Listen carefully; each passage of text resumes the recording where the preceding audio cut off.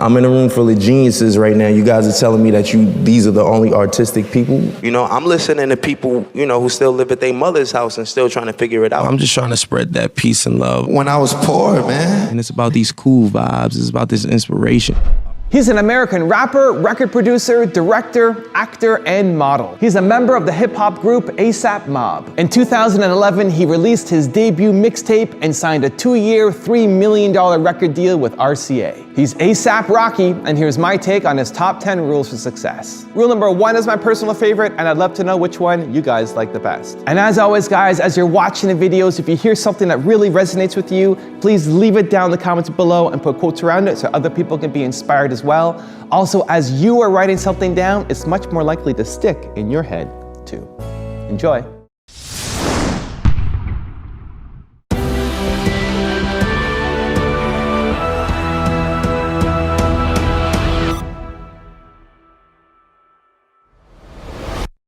And you know, not to get into my hip hop form, but that's just what it is, okay? And I'm just trying to set the bar that you can do what the f you want to do because the world is yours. Disregard the loud ladies walking past. I'm just playing, ladies. You can do whatever you want. The world is yours. And I'm telling the young cats of our generation, don't discriminate against anybody because we're all one generation. And that's some important shit, yo. I mean, who would have thought a ghetto kid with gold teeth and French braids from the hood would be in Vogue and GQ on the same month, at the same time, about the same shit? Who would have ever thought Interview magazine would have did an 8-page spread? Who would have ever thought Complex magazine a cover with a gay designer, Jeremy Scott, which was an idol of mine because I admired his fashion and I admired his art since late teen. Who would have thought I would have did that? You know why? Because I didn't let the negativity hold me back. And that's what's holding y'all back, negativity, man. Straight up. Yeah, that's real. Don't give a f what nobody say. Do what feels right to you. You know who you are. Do you know who you are and be you, and I'm me. I'm happy being me. Feel good to be me right now, man. Straight up. The question was when you sort of first knew that you had that moment, that confidence, when you felt it. When I was poor, man, you know? It's just like, I don't think confidence is something that you could buy. It's something that's embedded in you, you know? And some people gain it with success. That's just like the icing on the cake, but a poor man with confidence is unstoppable, almost invincible. Why do you like this idea of not being ordinary? It's just, I just take it, you know, it is what it is. I'll come to terms. I'm not in denial. I've realized, you know, that I'm not ordinary. Ain't nothing ordinary about me. From my looks, from the way I think, from the decisions I make. It's nothing ordinary. My lifestyle ain't ordinary, so I accept it. If it means that me being unordinary is an outsider, is it. I'm an outsider then. Call me what you will. I'm cozy, I'm chilling, I'm happy to be here. From Harlem, uptown, you know what I'm saying? That's about it. They look at you like, what do you mean? And it's just like, you know, well, I look at it like you should let the people choose. It's a day and age where everything is optional. You know, anything you need is at our fingertips, a click of a button. Yeah, man. You know what I'm saying? So you should let the fans pick what they want as a single. You know, why should we drive like songs and program them into radio just to drive it into their heads? I mean, I think you should pick what people like and give it to them. Like give them the album and I got a single, he got a single, you got a single. Crazy. Because that's what this is. I think each song, I mean, as a whole, it makes sense. They complement each other. It's like, for me, I wanted to try to create a masterpiece just as much as possible the way I knew. But I feel like each of them, like singly, individually, they stand on their own legs. And I think that a lot of individual people are going to be like, well, you know, this one really spoke to me, but this one is cool. You know, I didn't really get that. That's what I wanted. I didn't want to make everyone try to like everything. It's just, I wanted to make art and hope everyone would like everything. It's all about inspiration right now. People neglect that so much, man. I think nowadays, it's the obvious. It's all about making a buck, and we all want to make money. I want to make money, not gonna lie, but I would prefer to do it the right way by making and producing art that I feel is the best I could do. Anybody can sell records today. Make a song about 10 on your and it's gonna sell. All jokes aside, you just gotta be catchy and, you know, get some bomb posts and you can do it. And I'm not knocking anybody for what they do. I'm just saying what I want to prefer. What I prefer to do, what I want to do with my art and I want it viewed and, you know, perceived. I want people to know that I put my everything into my art. You know, even I put it before myself. Not being seen in 2 years, creating. You know, not putting out, you know, any projects. Like, this is just me creating and, you know, trying to involve myself. Maybe you could talk about your your name, why you stylized it like that, especially like the Pretty Flocko and who that's in homage to. I felt like with the name Rakim is like being named after like Tupac Shakur or Michael Jordan. You know, it was, I mean, those shoes are too big to try to fulfill. And I wanted to kind of pioneer my own legacy. You know, I wanted to leave back my own path. I didn't want to be like, oh, well, yeah, everybody knew about him because he came out and he had that famous rapper's name. And nah, man, I wanted to start respectfully. I wanted to earn my name. And that was the whole point of this last album, At Long Last ASAP, because it's basically, in the abbreviations, it's Allah, A-L-L-A. And it's like the return of the God MC. Rakim was the God MC, and I'm finally accepting that my name is Rakim, and I'm taking ownership of it. And I just want to make Rakim, my mother, my father, people, Slick Rick, Big Daddy Kane, those kind of people, I want to make them proud. At a time when New York hip hop was like not even being respected, Yeah. How did you and your boys put this whole thing together, man? You as a leader of a movement, like you not only put yourself on, you put a whole movement together. It's because, like, you know, I had a support system. It wasn't just like, you know, the whole mob was with the shit. And not only that, man, like Yams, man, you know, anything I ever wanted to do, he was supportive, you know.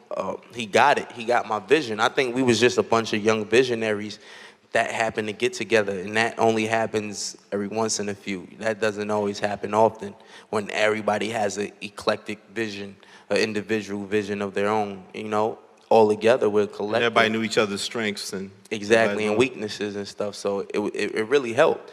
And I feel like when we came in, our concern wasn't being the dopest niggas out of New York or being the most successful, We just was just doing our own thing. And I think that's what helped, because we wasn't trying to do what everybody else was doing. And now that we're still doing our own thing, we're going to give people a new lifestyle to adapt to. You get what I'm saying? Because times change. I gave them a style 4 years ago. Here we are again, at long last, you know?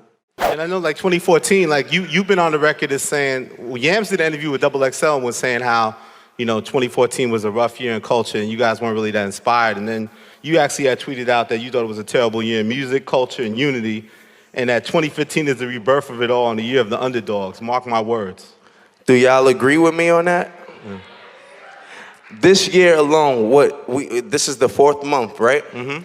We already had releases from some of the greatest artists in hip hop alone.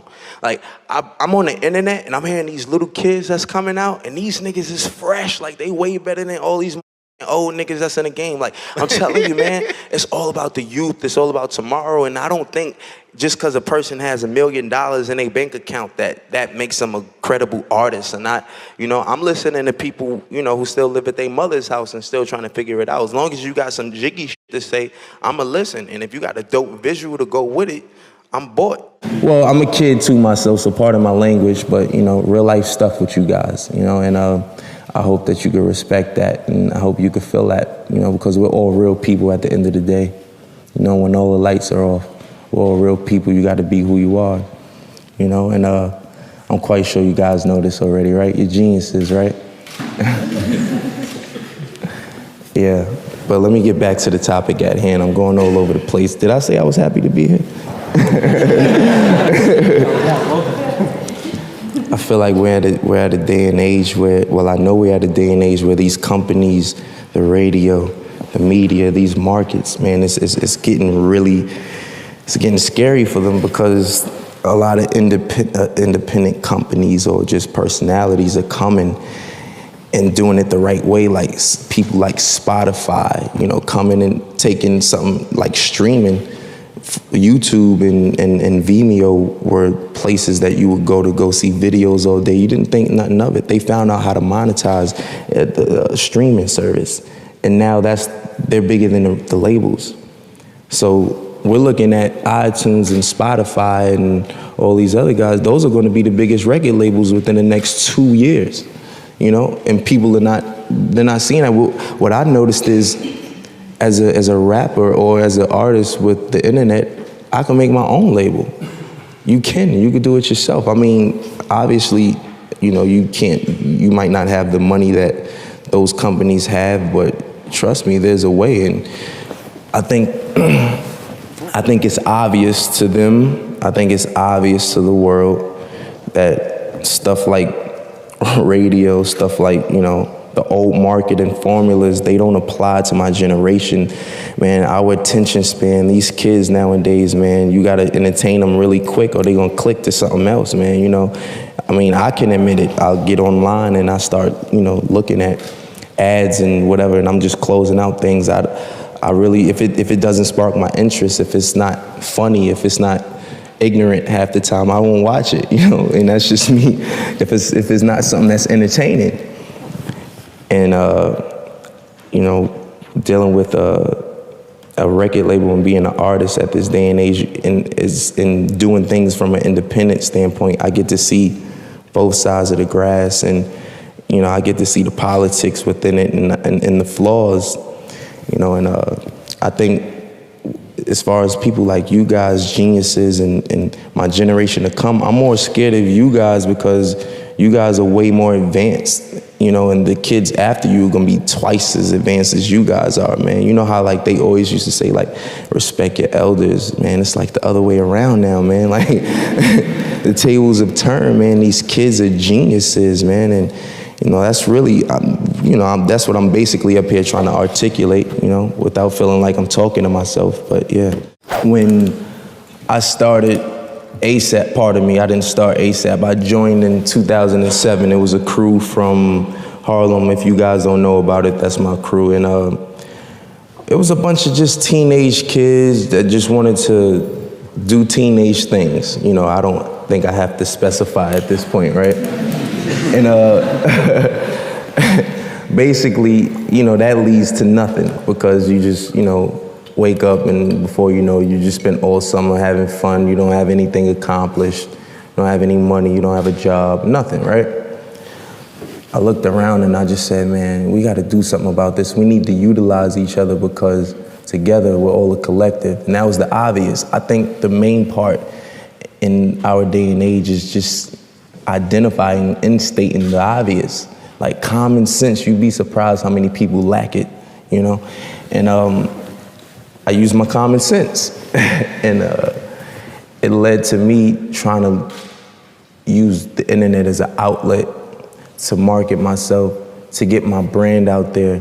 Because nowadays, by a show of hands, how many people are aspiring artists out there, rather it be music, you know, painting or no, really? Thank you, we got one artist? I know it's more than that. Music, dance, theater, cinematography, it's art, you know, the arts, that's it. So I'm in a room full of geniuses right now. You guys are telling me that these are the only artistic people? Yeah? Don't be shy, I came to talk to y'all today. What's up? How many people by show of hands have a passion for art? Don't be ashamed. It doesn't mean you're a loser. You're gonna be like Basquiat and do heroin.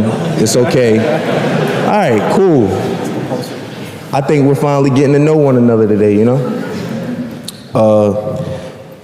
What I will say is, I'm quite sure everything that I'm saying, you guys are so advanced, you know already. And I'm just stating the obvious. It's common sense. And for those of you who are trying to be artists or who have it in them, there's just so many the ways that you would market a brand as far as a company and a corporation is the same way you have to market yourself these days.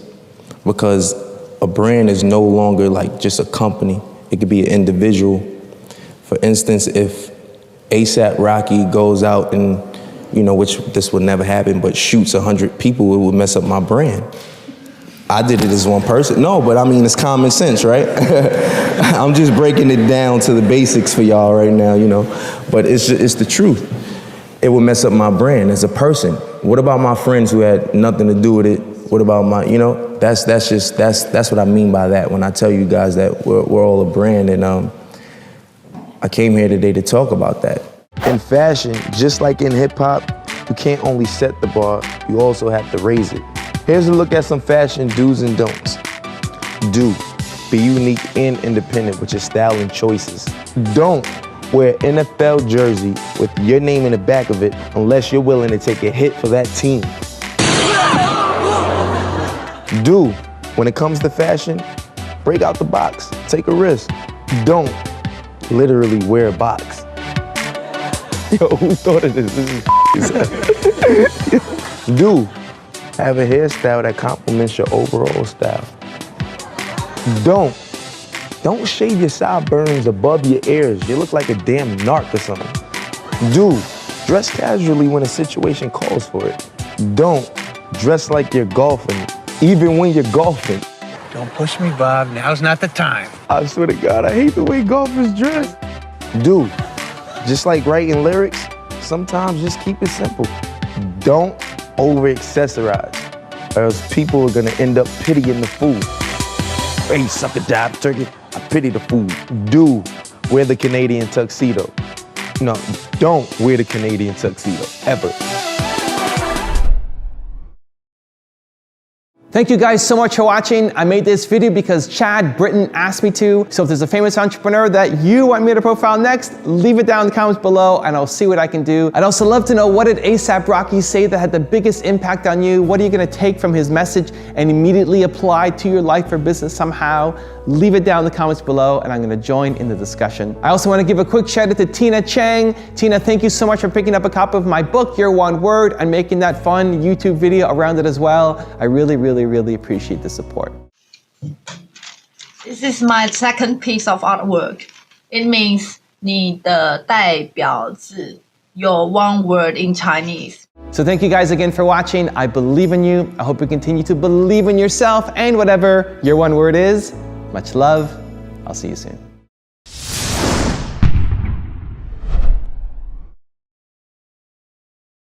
Based on a movement that you guys started after Yams passed called Tweet Like Yams. Tweet Like Yams, and basically it's taking his funniest quotes and just, you know, showcasing them. I think his state of mind, it just, his personality, it was never broadcasted, or just people didn't, you would have to be a true cult follower to really, while he was alive, to understand, you know, Yams, you know, Lil Newport, but I think now that he's gone, it's like one of those things. It's like awareness, and it's just spreading, and his importance in hip hop and how his contribution to hip hop. People are starting to see his influence, and it's not just ASAP Rocky. Like, it's not just me influencing people and setting trends. It's like my crew is tight, but most of all, like my best friend, man, he had an ill vision, and I think, you know, a lot of people miss and love him for that, because, you know, not only just music and stuff, he was a personal guy with a lot of people I didn't even know, you know what I'm saying? Like, he had personal relationships, so I think that's kind of tight. It's important, and I'm just trying to spread that peace and love amongst hip hop and amongst the brothers and sisters, man, you know what I'm saying?